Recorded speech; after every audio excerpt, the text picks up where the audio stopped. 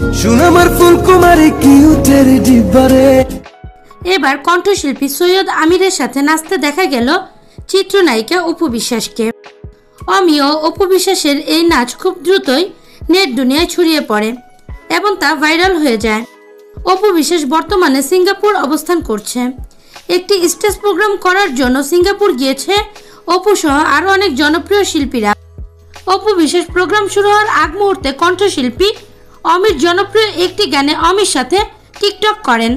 অমির সাথে অপু বিশ্বাসের নাচের এই টিকটক ভিডিও দেখে অনেকেই খুব খুশি হয়েছে।